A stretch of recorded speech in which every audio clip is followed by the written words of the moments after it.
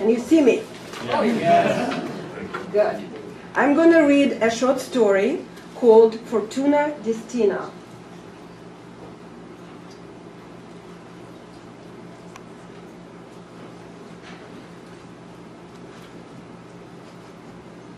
In a second.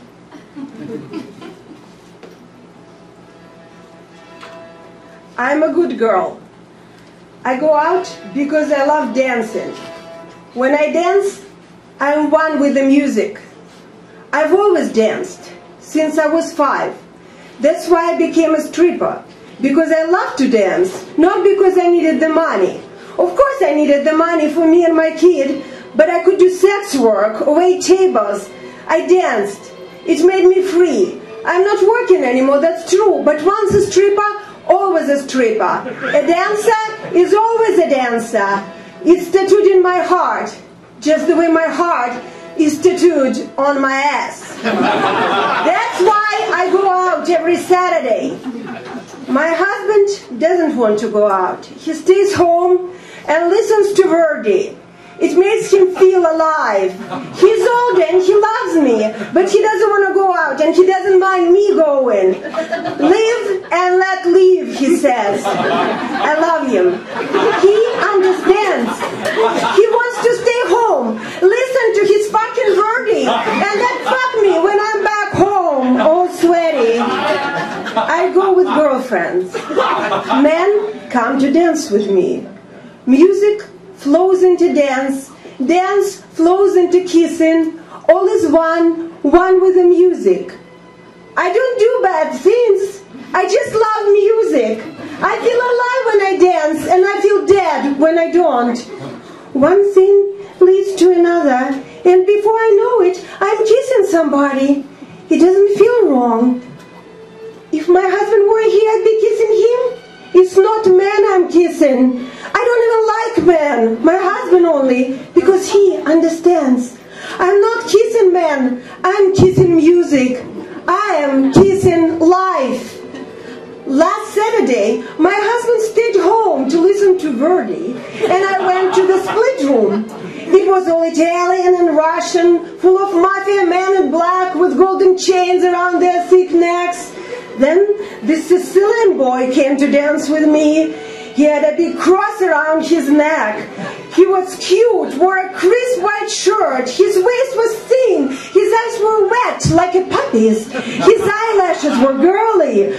So I danced with him, and he kissed me, and he kissed me more, and he kissed me all over. I danced. He said, Dio mio. I danced. He said something else in Italian. I danced.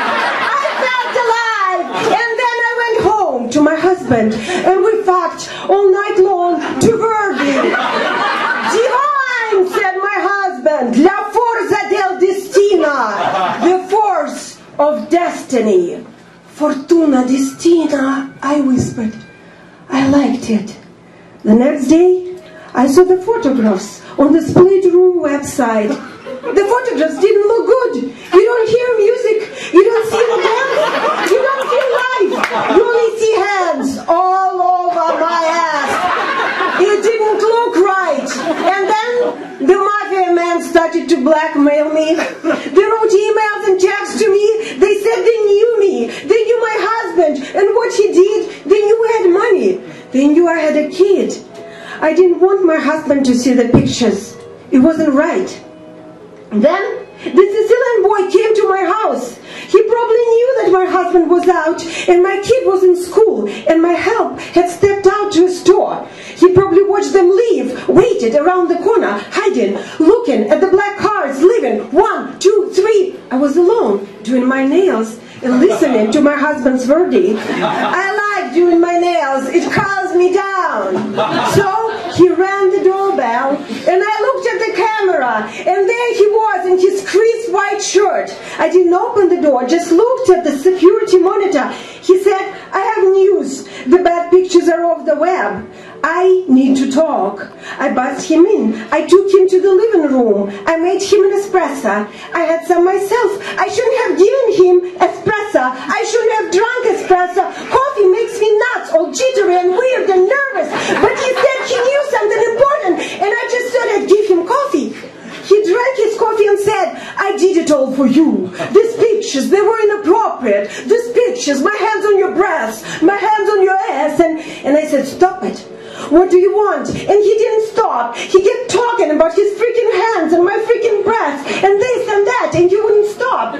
Do you want money? I said. I'll pay you. How much do you want? And he said he was a student. He had no documents. He had to send money back home to his mother. How much? I said, and my hands were all shaky from espresso. 5,000, he said. 3, 4, 4, fine, 4. Wait here, I said, and went to get cash from my lingerie drawer. But he followed me to the bedroom. Step back, I said. I didn't know if he wanted the money, or me, or what the fuck he wanted. The music was playing loud in my head, and then he came over to my desk and pushed me and knocked over my nail polish bottles. And I got so mad, I told him to back off and let go. But he didn't. He breathed into my neck and whispered, "Cara mia." And his whisper got louder than the music, louder than the smell of the nail polish. He shouldn't have pushed me. When they pushed me that way, grabbed my arm about my elbow, I had pictures in my head, exploding pictures. My stepdad pushing me to the wall when I was little, and I was afraid to tell my mom, and those pictures made me dead, white with anger. So the music was exploding in my head, and the pictures too, and it wasn't me. But it wasn't that girl that was by the wall, and she grabbed the gun out of the drawer and shot him right into his head.